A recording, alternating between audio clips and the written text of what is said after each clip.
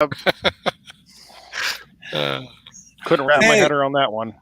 Okay. Welcome, everybody, to Battle Pirates Crib. Tonight we're going to talk about Pillage and some of the new prize editions. And let me start off for people. I want to make sort of not really a correction, but I want to get out there early before I forget about it. Last Friday we had Mike and KB both run through some targets with the X1 weapon on the Ravager, and we would see it looked like projectile speed would be a great addition because it was missing pretty much all the ships really badly. And so we were looking at different specials that might increase projectile speed. I talked to Kixeye, and they projectile speed, even though it seems to apply to every other thing in the world, does not apply here. So if you do want to boost up the X1 weapon on the flag, probably siege targeting is probably the best way to go.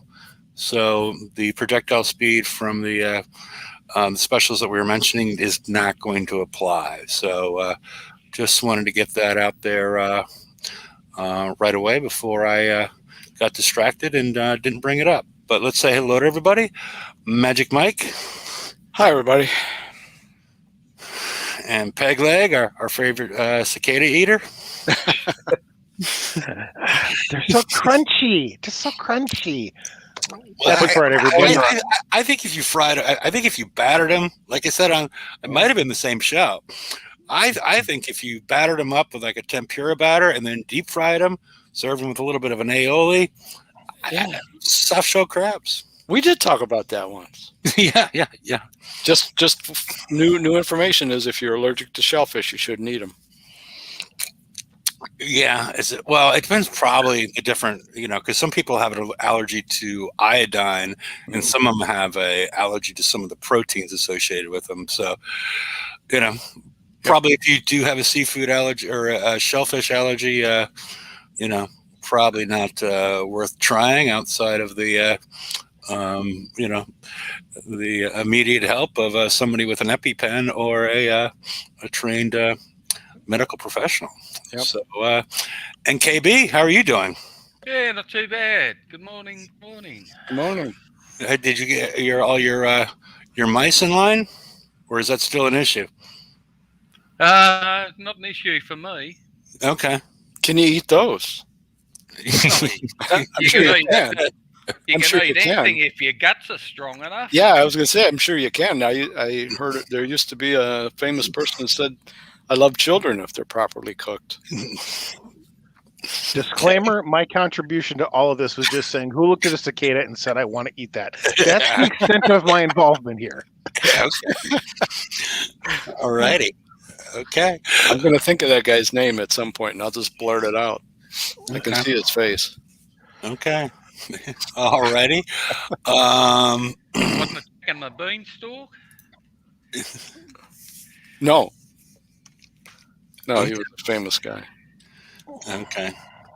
It's none of this QAnon stuff, though, right? Okay, let's move on. You can tell it's the Friday show. It's wide open mic topics here. Yeah. All right, let's move. Okay, it was W.C. Field, by the way. Okay. Old guy. Well, I got to find my doggone key. Okay. All righty. There you go.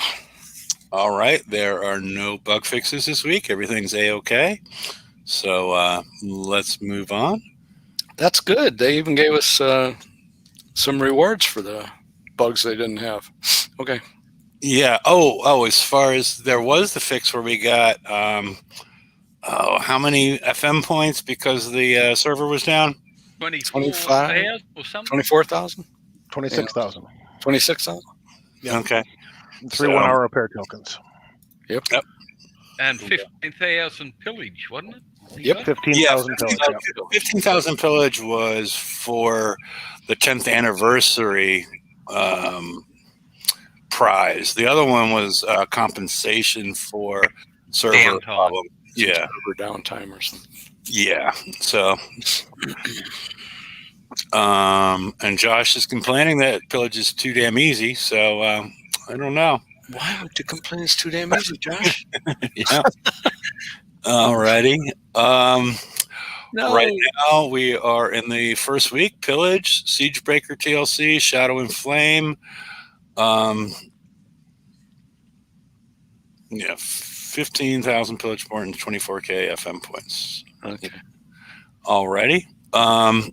Next week we have the raid, so hopefully everybody's up and ready. Where we'll have Harlock's Vanguard, which will give you raid points, hold the line. At least for me, the only purpose in that is the mastery round in order to get the 3-day defense platform tokens, which you have a limit of 10. And if you're all upgraded and if you plan to be playing in 10 months or 10 months, you might need to upgrade the next set of turrets that we get. Following that, we have a 4-week Forsaken mission, which is 1 extra, which is great timing, considering we will be getting the Harbinger or New Hall, along with VXP Weekend, and a Feral Beast TLC, which is for the Badger, and the other ones we've seen before. The following week, we'll get Bounty and Foreboding Seas, which is a TLC for the Harbinger, which should give you 8 build tokens and 5 upgrade tokens. And a cow. Yep, and a cow. How are you doing there, Derpy? Oh, pretty well, although I think I have to go drive like 100 more pillage targets. Oh, what to get? Well, they put all these tokens in here, and I gotta go get them, right? No, I'm not getting them. We'll get to that. That's something I'm saving a little bit for. But yeah, the new tokens I'm not personally getting. But we'll discuss in a little bit as far as who should get them and who should not get them. Okay. All right, let's move on. Pillage. All right, we can get past the flash screen. All right, here's the store. This is what Derpy wanted to talk about. 1 click, the invader plates are gone. Oh, okay. And then 1 more click. They've added 8 Everest upgrade tokens for the back ships, and 4 for the flag. Personally, I'm at this point, I'm at all at U3 with mine, and I find these to be incredibly useless because it takes 8+ days for the flag. jeez. And then it's going to take it's like 6 days plus, depending on your upgrade level of your Intel lab. And the bonuses that you get from going from U3 to X1 is that you ignore the ice fields, basically, is the big one. So if you have 1 ship that is at X1, it's going to go shooting out ahead. If you have 2 ships, you're going to have 2 ships that are going out ahead. So it becomes impossible to drive. But if you are below, if you're not at all at U3, I would, of course, recommend getting these. But I'm at all at U3 at this point in time. This also sets, I basically think it turns on the clock that we're going to get a new Everest or a replacement for the Everest within the next 30 days or so. Not next raid. I think the following raid would make the most sense. Yeah, about a month and a week from now. Yeah. But the other issue with it is why so high a price? You know, if the Everest is on its last legs, so those bloody things should only be, 2,000 points each. Mid-year bonus. Yeah. Well, and my guess is that like to get it all, what do you got to get? 160. 240 odd thousand points. It's ridiculous. You should only need 20,000 points something to get those in any case. Well, it's if we the Ravager, which only has one more raid left in it, but it has a lot more use left in it. That's 17.5 thousand as opposed to 18.5 thousand. So the difference is not really that much. It's pretty, What, I've got to get Ravager upgrade tokens too? Well, if you're not close to X1, I'm close. I probably have to get them here in the raid. So you can get 10 of them. So, and it's not. So are you sending me my coin allowance for this month? And what? Are you sending me my coin allowance? Are you building my ships that you promised? Yes. I'm not sure who promised you that, but he might have sounded like me, but I don't think it was me. So, everybody just keep in mind that Everest aren't going to instantly be useless. There will still be Everest targets sticking around for, probably at least 6 months, because it's the FM fleet, just like there was for the whatever the heck the rocket one was called before this, and I'm forgetting at the moment. Praetorians. So I mean, if you can get your Everest up there over time, like say you can get the points, and you can redeem them and hang on to those Cloudbreaker ones, you'll probably get another shot at 4 more once this other hull is out, and get it to X1 for next to nothing, and still have use out of it for a while. Yeah, you'll still have some use out of it, but the points will get relegated down quite significantly. And the real problematic part, at least in my mind, is it going to be 3 weeks from the release of the new garrison hall between the release and the next pillage where there's a target for it, or is it going to be 7 weeks? Yeah. Either way, you're going to want to, if the tier 10 garrison comes out in the July raid, you're going to want to stop your Hardbringer upgrades, that tier 10 skirmish roll. As soon as the garrison comes out, I'm going to stop upgrading that current fleet and build blanks of the tier 10 garrison. Yep. Regardless if I need it in 3 weeks or 7, you're going to get screwed if you don't. So yeah, well, that's going to be the most important, isn't it? That's going to keep you going for the next 12 months. Yeah. Yep. And then hopefully they have it all accounted for properly. It wasn't that bad with the Everest, as far as getting them built, in regards to getting them upgraded, a lot of people aren't even at U3, and X1 is sort of hidden behind a paywall. But getting them built, I forget what little things that they do in order to make. They gave out 5 days of Everest upgrade tokens for free, had another 10 claimable on the raid. Initially, we didn't need the whole. Their calendar said that we didn't need the whole until 7 weeks out. Then they changed it, and we did need it sooner than that. Yeah, but they didn't release armors or didn't release that K2 special initially. Yeah, and they theoretically tuned the targets for fewer than 5 ships unarmored or something. But they didn't tell us on forums that at all, so we were all just kind of guessing, what are they going to do? And they didn't tell us anything because I don't know why. Too much work to write the thing. But I would like to know the plan for the tier 10 garrison once we're sure it's coming out. Are we supposed to run it, in our Everest fleet at the same time, completely separate? Are they going to do the same thing with tokens and trickling in armors and upgrades and specials over the next 6 months? Well, I don't know. Chances are the next one's probably going to be rockets again, won't it? Yep. Could be missiles, I'll bet it's rockets. Could be missiles. When's the last garrison missile we had? Well, it's an available option.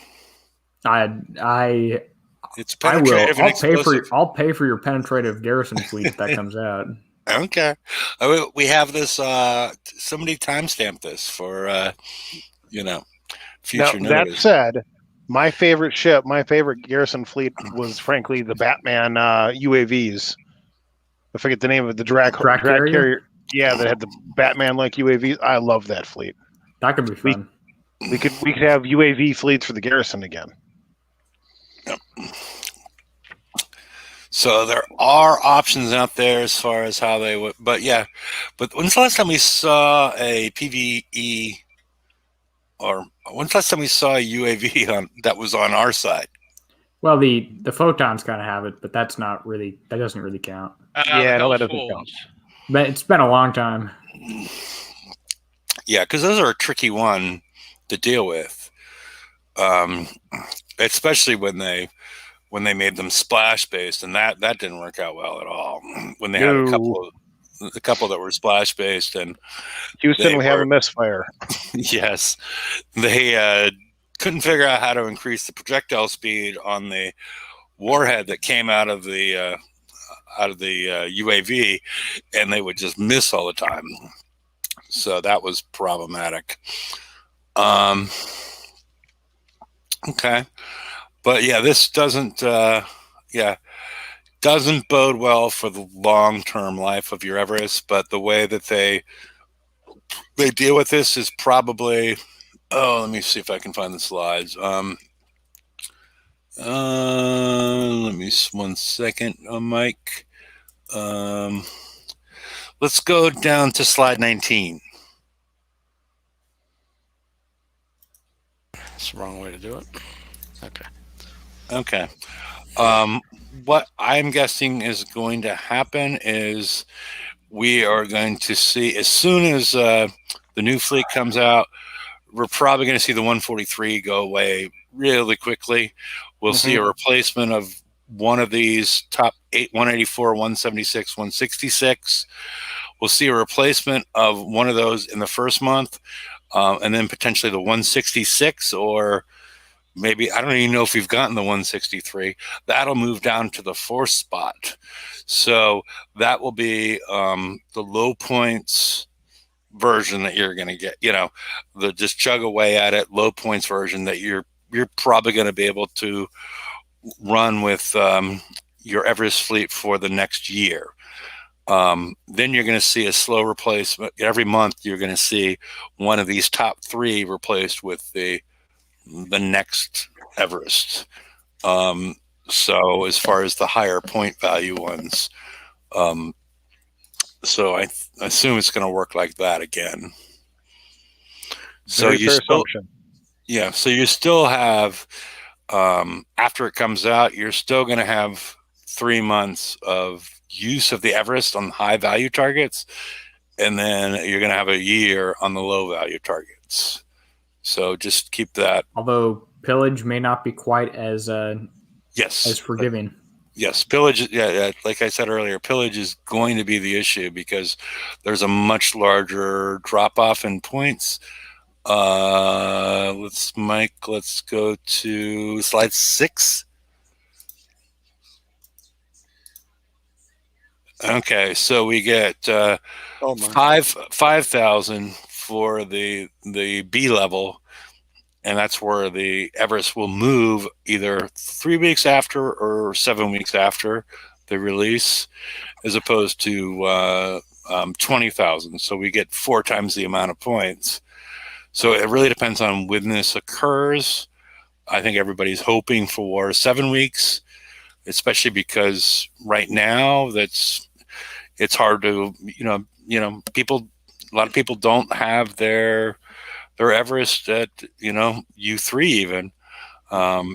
So it's going to be difficult to get them built because we don't have time in our shipyard, because we're using those FM tokens on the raid-based fleets. So it'll be tricky. I'm almost tempted to save as many as I possibly can on the tier 10 skirmish and not use 2 weeks until I see the prizes for the July raid.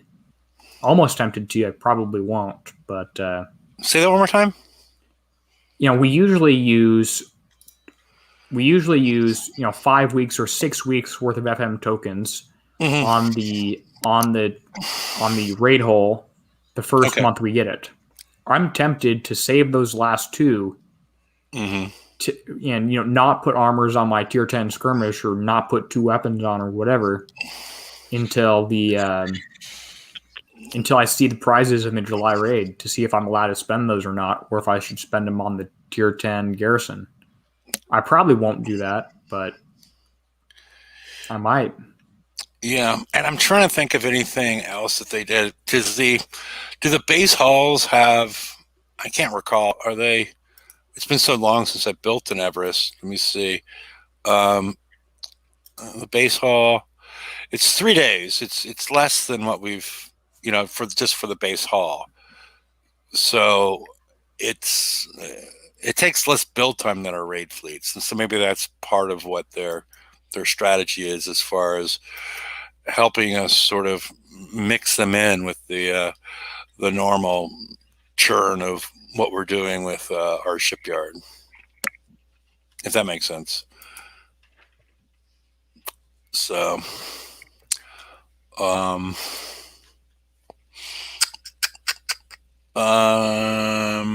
let's go to, I don't know, where should we go from here?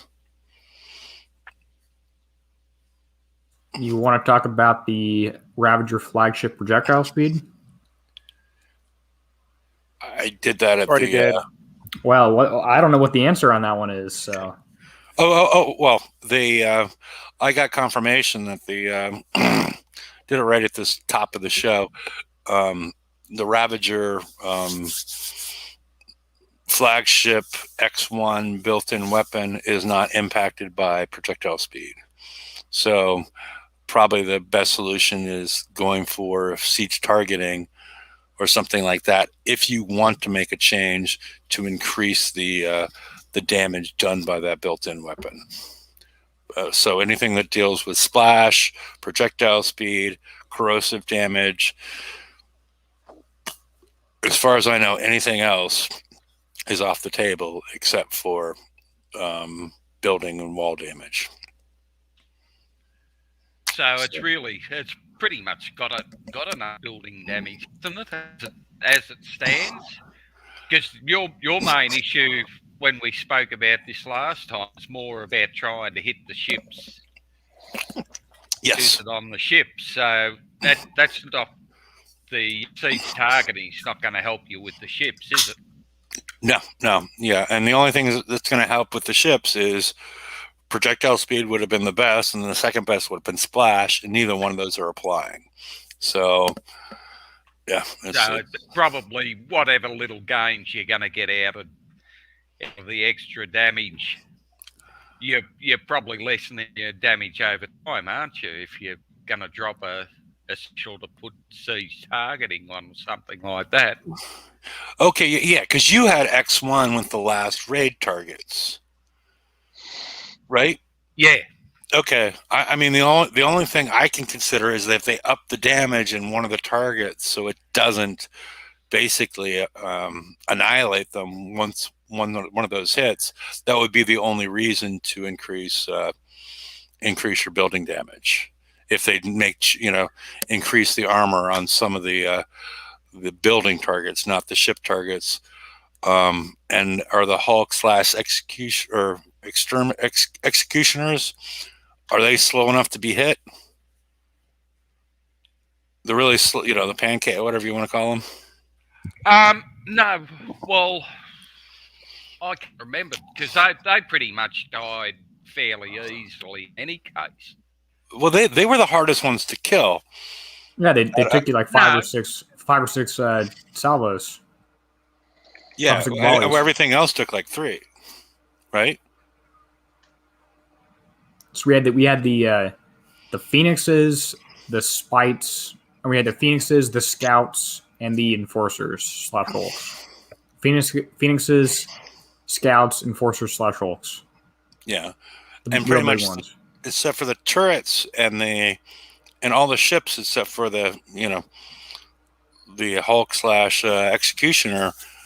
If Enforcer, you got not executioner, Enforcer, but they pretty much died in like you said, like 3, but you took close to twice as much for that ship, and so the question I'm sort of asking is, with the X1 weapon, was it the projectile speed fast enough? Because they're not that fast. They're not that slow. I could see them missing it.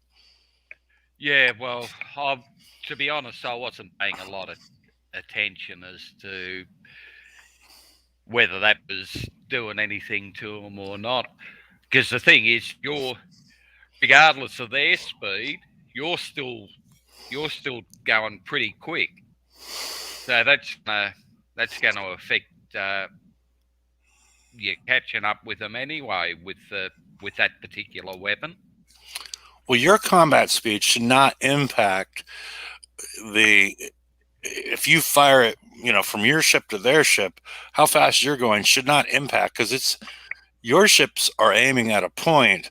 It's whether they move or not. It's not whether how fast you're going. If that's what you're bringing up. Yeah, I suppose that's what I was bringing up. Yeah, because if you're going a zillion miles an hour, your ships are still aiming at a single point, and that weapon is aiming at a single point. It's not, it's not Doppler effect, but what would it's sort of like Doppler effect. What would be that, or the momentum? Your momentum of your ship is not impacting where you're where that weapon is going to land, as far as things like that go. The relative velocity of your projectile with reference to the stationary reference frame or the moving reference frame of the enemy ship does not depend on your velocity. Is that what you're going for? Yeah. Your velocity, not the velocity. I just said some things. I don't really. Yeah. There were some things in there that were correct, but yeah, that's basically what I was trying to say. It depends how far away you are, nothing else. How far away you are and how fast the other enemy dude's moving. Mm-hmm. As long as your projectile speed is held constant, yeah, it's aiming at a point in the water, and if it's gone, if it's no longer within the influence of the projectile coming in at that point in the water, it's not going to do any damage. That'd be funny if your moving ship impacted your projectile speed. I'd like that. I always, when I first started playing the game, before they started explaining anything, back when we were, before even base hitting and all that kind of stuff, I always thought, like, okay, back then combat speed always reduced your accuracy. And I was like, okay, if I'm stopped, then my accuracy should be higher. But that wasn't the case. Because, sort of what you're saying, KB, is sort of like, my personal speed is, the speed of my ships is going to impact my accuracy. But that's not how it works with dumbfire or accuracy-based weapons. So with all that being said and done, I wouldn't be recommending changing any on the flag. I don't think it's worth the trade-off. My flag ain't changing. Not gonna do it. Mine already hasn't changed, so I'm still wondering. My flag ain't changing sounds like some sort of revolutionary statement, but yeah,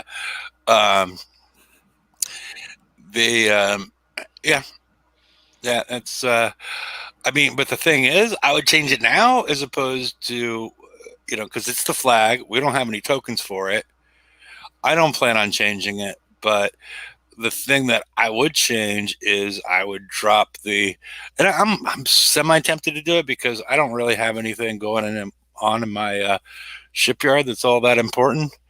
I might be tempted to do it because if I drop the shaft splitter, my flag does not have any countermeasures on it. I'm going to lose one multi-shot, which is not, it's like 8% into the whole stacking thing.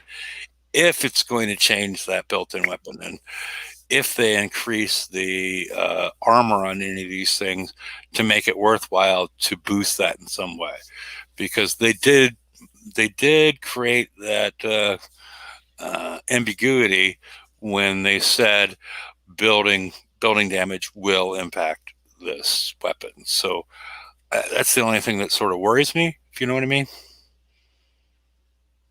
Yeah. So, but until we see the targets, we don't know. And once we see the targets, we're saving our tokens for the Harbinger, the next thing. So Well, you don't want to use it at if you that. wanted to do the change overnight, Yeah, you could do it good. overnight. Yeah, but that's taking away build time from the new ship. But hey, I know someone who's got 5 days of build tokens for the new ship already. So yeah. Should we go to that slide? no, we don't have to. Wait, They put it out. They put it out on their Twitter. Wait, what would you When? change this shaft splitter for? The probably siege targeting 3 is probably okay. yeah. Okay. You want to go to slide 10, Mike? Yeah, I'll do that. Okay. The other thing is too with that building weapon, it doesn't have a very big 10. reload on it either. What's the reload time on You that? said 3, right? 10. I can't remember. How did I miss Not 3 my- with 10? Off the top of my head, I know it's not quick. So you said it's not quick, That's or it is quick? No, it's not. It doesn't fire that often. Okay. You should put up the other 2 pictures alongside this. We could play one of these things is not like the other. So when you zoom past the target, you're only gonna get one shot at.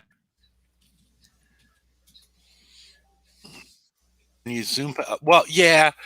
I mean, but it always stays. I mean, even if you're engaging with like lesser targets, you don't even. It seems to fire. It fires way more than I thought it would. To be honest, when I read the original blueprint, which says it has a wind up of 3.4 seconds. I don't have that right in front of me. Let me see.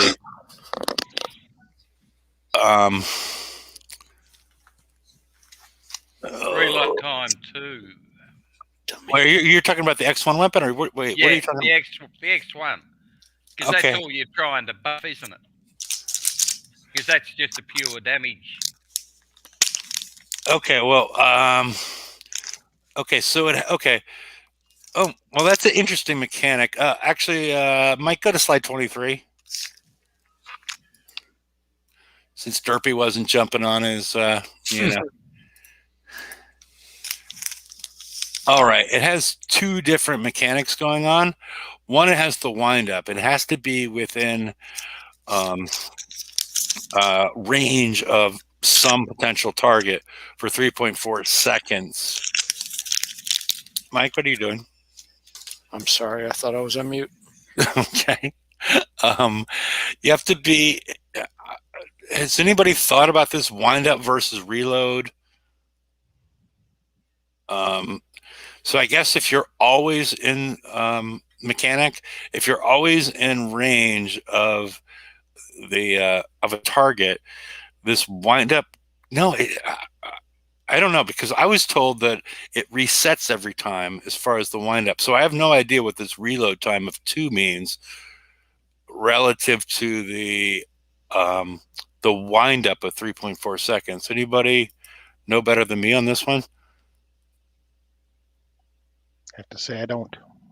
Okay. Yeah, because this is this is one of those things I don't quite understand how they're different unless as long as you stay in range of something.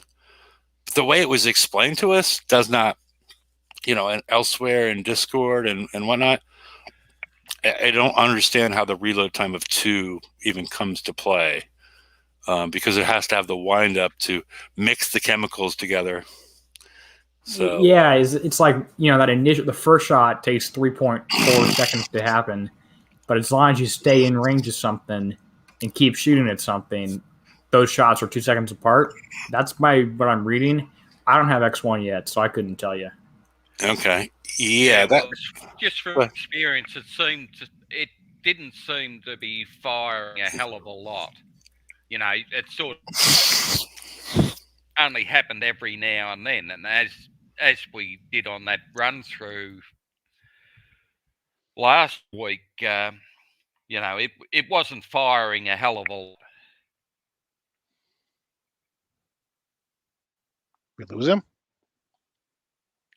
Hello? Can I hear you? Hello? I heard him. Okay. Well, I heard him say hello. KB, Yeah. go. Oh, no. Well, as I was saying, when we did the run through, it wasn't really firing that often. So, as I said, I'm not really convinced that changing to siege targeting is really going to help it a hell of a lot if the thing's only firing every couple of seconds or so. Because that means you're probably getting backwards and forwards, just trying to get that on target to hit the one target.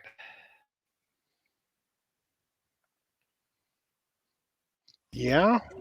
Yeah. I don't really know. I feel like buffing this weapon is like buffing a pea shooter when you already have a baseball bat. I don't think it makes any sense.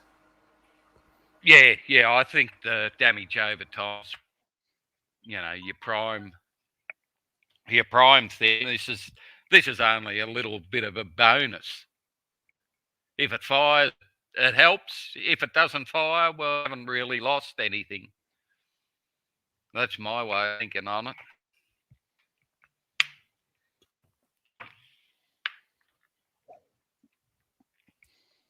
Take it for what it is and use it and don't worry about it too much. Yeah, well, you don't have any real say over when it's going to pop off. So, I think you're pulling your hair out if you're actually trying to work your fleet so that it actually does fire when you want it to. Yeah, I mean it tough to time, tough to set up. Yeah, it reminds me a little bit of it was a fleet that Liam, when he was around still playing the game, it had a supercharged cannon thing. It was a ballistic thing that every so often would go off and Centurion. Up. Yes, Centurion. Although when you said Liam, I thought subs because he was great at driving those, right? Yeah, right. But no, but he got excited when that thing went off. Oh my god, But you couldn't quite time it unless you wanted to sit there and wait for, I think it was 30 seconds for the charge to build up and then go hit something. It was the only way to time it properly. The pack cannons. Yeah, it was a pack cannon. That's right. The blue, with a little blue projectile. Those were. I wish we had more of those. But that's the thing, is this doesn't tell you when. It doesn't have a little build up that I can remember showing. It was going to go off. It happened. No, you're right about that. Yeah, no, I don't recall seeing any indication on any videos that I've seen where it went off. No, so to actually utilize it it'd take too much money around. Well, I think.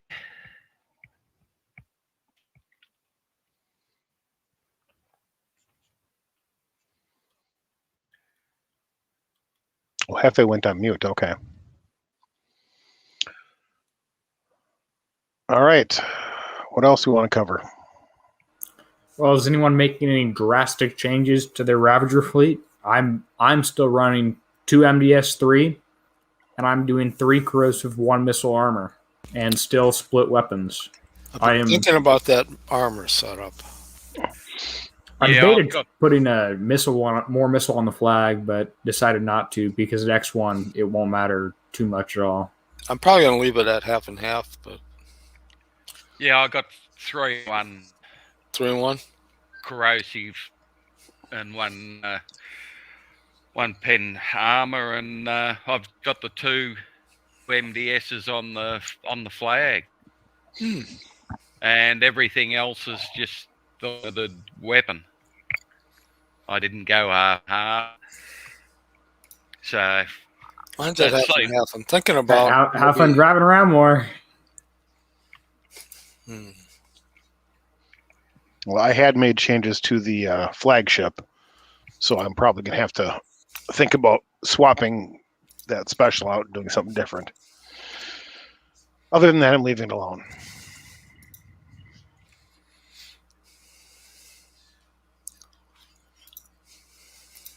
Yeah, well, Well, I'll they're have not half and half. 10. I got 3 corrosive and 1 missile. I thought I had half and half. I think I'll have 10 ordinary Vigiled tokens still in the inventory come raid time, so I got the ability to change up something if I need to on the 4 ordinary ones.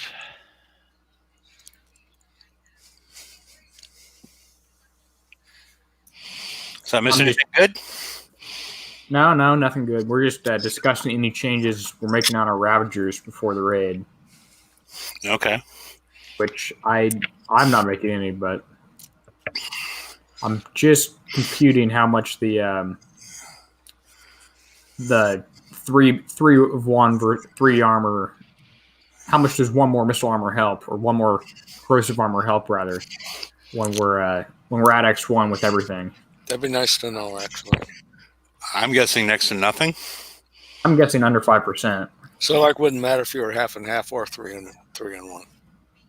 Yeah, I mean, I did change as far as I did change over one of my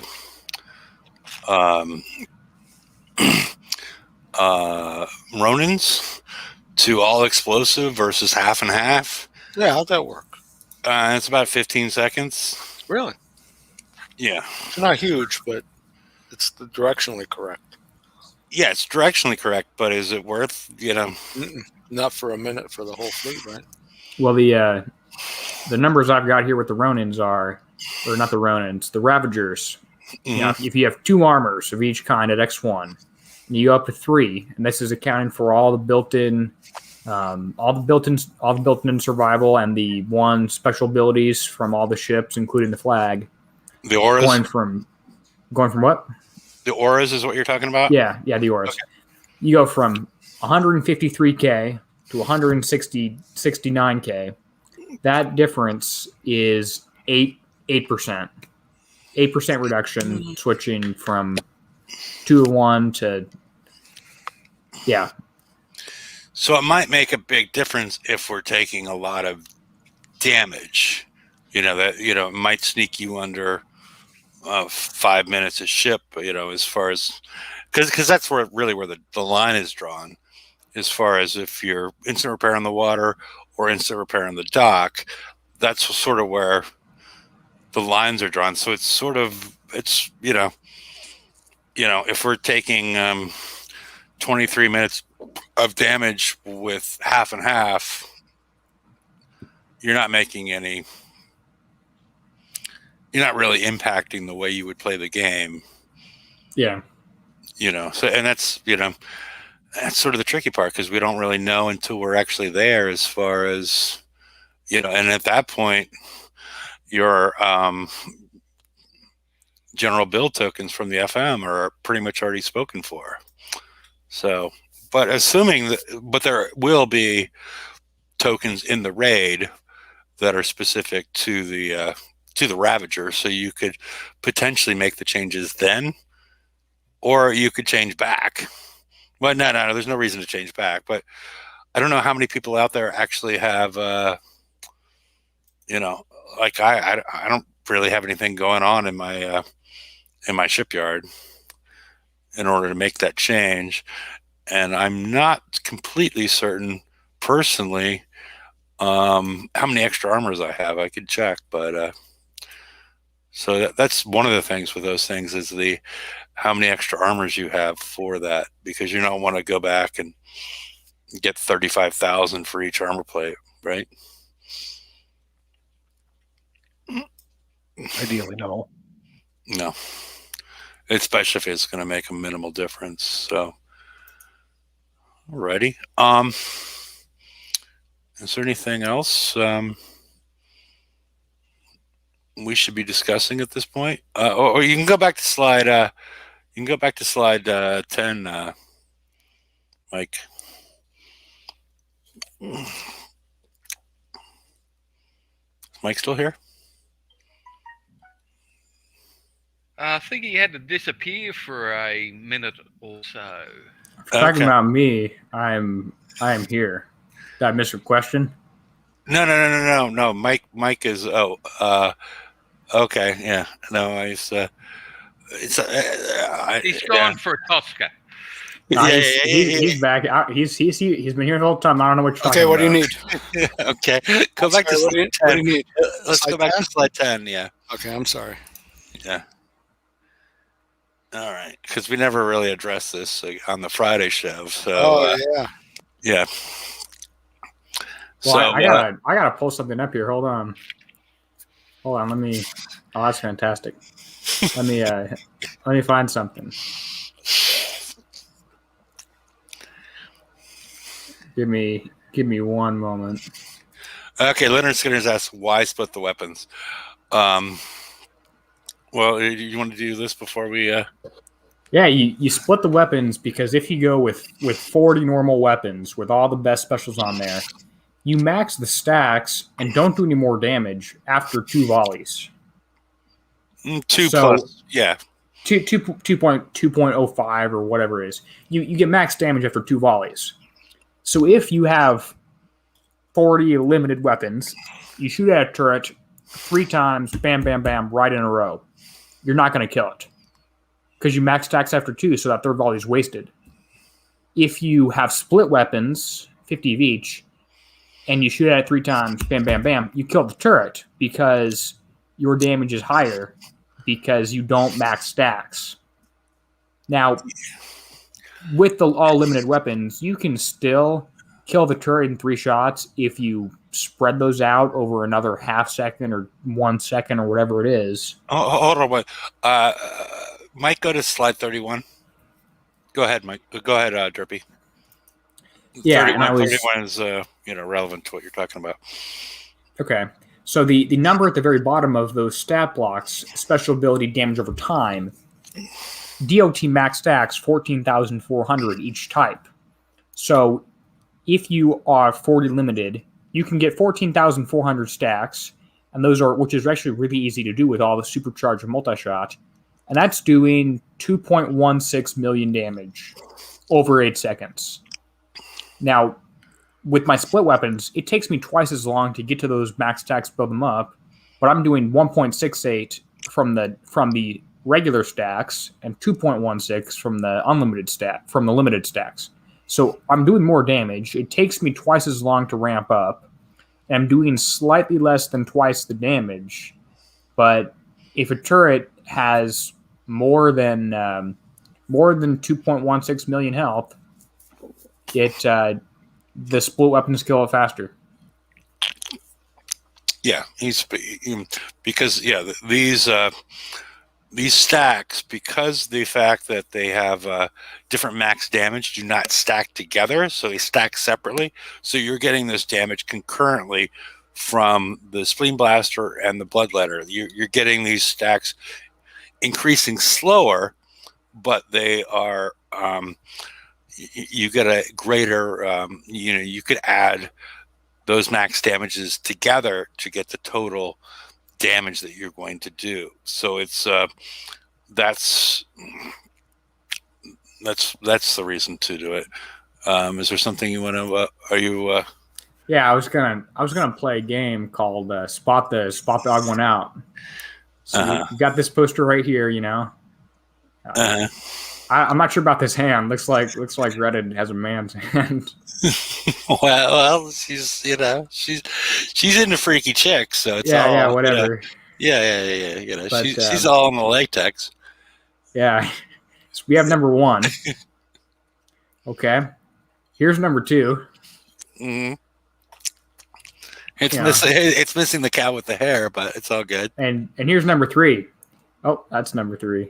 Yeah, you got some stuff in the background, and whatever's on here. Mm-hmm. Yeah. And which one of these is not like the other? The third one's on Netflix. It appears, right? Apparently. It went straight to video. The other ones, I don't think. Not on Netflix. Not on Netflix. Yeah, and this one appears it's I don't know. The third one appears to go straight to video, from what I could see. But that's, with COVID and everything else. That makes Also, sense. number 1 and number 2 have coming soon. Mhm. Number 3 does not have coming soon. Yeah, it's already there. Yeah, so I guess number 3 is the outlier. That was the correct answer. You win. Okay. Alrighty. That's all I had. All right. All good. So let us get into. Do we explain the mixing of the weapons properly? I mean, they do. Mixing them does slow down. Slightly reduces your damage over the first 2 seconds. We're talking like 5% reduction in damage. Yeah, but if it's dead, and but it's not. It's not. So okay. Yeah, I'm still all bloodletter, but yeah, with the flag at X1, well, with the built-in weapon, well, that might complement the a little bit too. yeah. It really depends on how long and the Hulk. Man, I hope these raid targets get a new ship with like 50 million health, so then it's really obvious. Yes. Yeah, I mean, and we will all have. If you've been doing the TLCs, you all have the ability to adjust on everything but your flag. And with this instance, you can adjust. It doesn't have to be split every ship. You can have one ship half. Yeah. That's 2 ships limited, 2 ships unlimited. Yeah. That's what I'm saying. If you have 8 days of tokens for it, you can instantly change over 2 ships or 2.5 ships. The flag is the only one that's limiting. It doesn't really matter that it's because it does. They're all, unless you're doing something funky with your driving, doesn't really matter. So I don't know. We'll have to see once the raid starts if it's the X1 just sort of. But the only thing that I find interesting, curious, would be the Hulk Enforcer type of thing, which took the most. It took the most shots in order to kill. So, okay. Any other topics we should be discussing?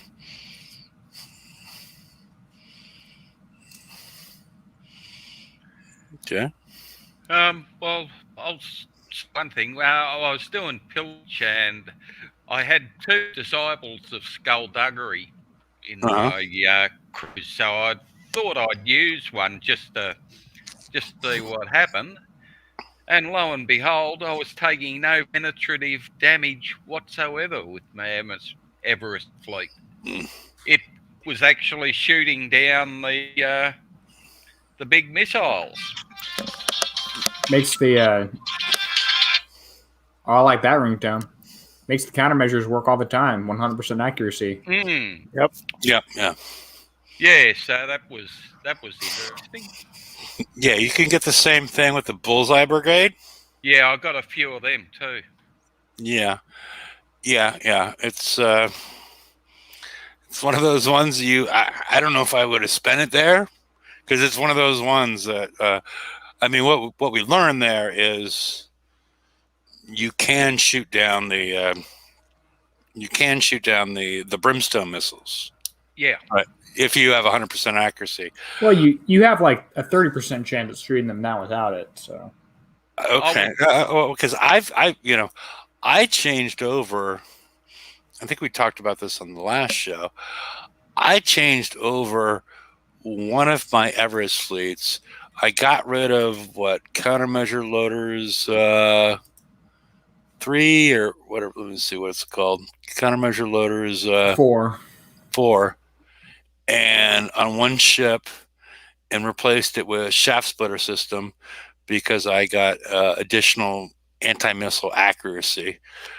And and then transferred all. I have 3 MDS3s, and I didn't find any difference in the damage I took when I was autoing the 166.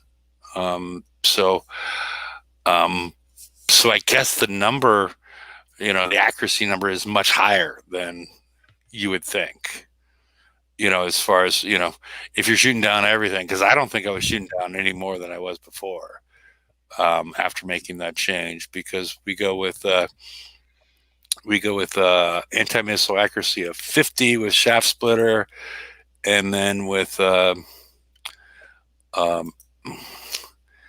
countermeasure loaders 4, it is 35. So it feels like a significant, increase, but it really didn't change anything in game, at least for me. But it is good to know if we can get it boosted high enough. Maybe when we get new road crews, we can get something like that added. There you go. Yeah, well, I was getting anything from about 12 minutes to about 20 odd minutes repair time with it. So it was good for zooming through those targets to get some up, so that I can use Conans on the other one, which again were instant repair in base. So it saved a lot of money around. Yeah, I mean, but and plus I've still got one left. So yeah, I have 2 DOS crews, and then I have 7 bullseye brigades. Yeah, but I've been keeping them since some point before some point right before Mike lost his virginity. Yeah, well, I had 4 from the time that they reduced it to from every now and until they changed it to hardly ever, and since then I've rolled 2. So you rolled? I rolled 2 over the last, it'd be 3 or 4 years, I suppose. Okay, yeah, that's what I mean. Yeah, they're very difficult. They're very difficult to get. Yeah. So I've got half a dozen of them. So yeah, I thought it was worth just having a look. And it was an interesting result. It was nice to see all green on the penetrative. Everything evaded. Yeah, I do find it interesting, but we don't know, like what the number is that you need to get to, because I'm not seeing, like I said, by increasing that accuracy 15%. I'm not seeing it. No, you'd have to double your accuracy, I would have thought. Well, the more countermeasure evade something has, the more accuracy helps. It's a bit complicated if you don't look at the equation, but going from 45 to 50 accuracy does a lot more if the enemy countermeasure rate's like 90% versus if it's 10%. Yeah, but we're guessing that it's like, if he's shutting it, if I'm not seeing any difference by increasing by 15%. Yeah, it's because we don't see the numbers from that side. It is tricky. So, all right. Any other fun facts or things we should know? Alrighty. And I want to bring up for the 3rd time that projectile speed does not impact the Ravager X1 weapon. So do not pay attention to last Friday's show when I jumped to the assumption that it would work, but because projectile speed. Can you think of anything where projectile speed has been blocked from working? Nope. I don't know. Yeah. So, alrighty. Well, I guess we'll see everybody on Wednesday when when we'll be talking raid. We'll know more about the Harbinger, damage diffusion system 2, and all that good. Actually, you want to go to slide 9, Mike?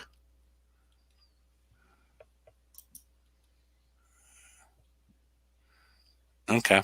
Yeah, we'll be talking about. We'll have more information on the Harbinger, the Rising Gatling gun, which is the lesser of the Omen, which you should be earning in the current Pillage, and the Reckoning munition casings, and damage diffusion system 2. So If that thing gives me splash damage reduction, I'm not touching it. Based on damage diffusion system 1 having it. That's all I'm saying. well, you also had the Splash damage reduction is the most useless stat in this game. Change my mind, you can't. Wasn't there something like a Bushido or something, or it came in around? Yeah, Shakiro's splash special. Yeah, and It was from Shakira's, so it involved the hips. No, I'm kidding. That's a different. Yeah, that's good. That's good. Yeah. So that's yeah. I don't know. It needs tuning, and as far as how the targets go. So I don't know. It's I wouldn't completely walk away from it. Nope. Splash damage reduction is trash. Change my mind. You can't. I just don't think it's been implemented correctly. But alrighty. The only thing is it'll probably come with some sort of attribute that we desperately need. It's going to be damage diffusion system 1 with 5% more of everything. Potentially, or not. Yeah. Or not. Yeah.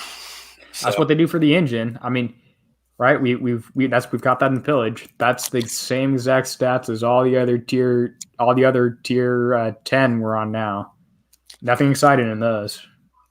Yeah, but it also, I mean, damage fusion 1. What it also had combat speed and evade, or was that the Bushido? I can't remember.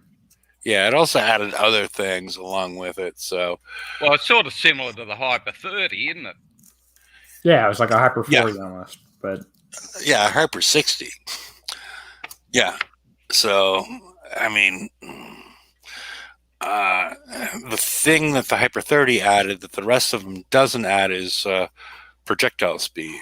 Projectile speed is not what we've seen in the Shakira or the either one. So maybe that's I don't know. That would be an interesting thing. So, all right, everybody. We'll see y'all on Wednesday when we're discussing all this good nonsense. And I'm still not figuring out why Harbinger, Reckoning, Omen, all this kind of stuff is. Are they pulling the plug? I hope so. My goodness. Ouch. We're quite saucy this evening, aren't we, Derp? Yeah. Okay.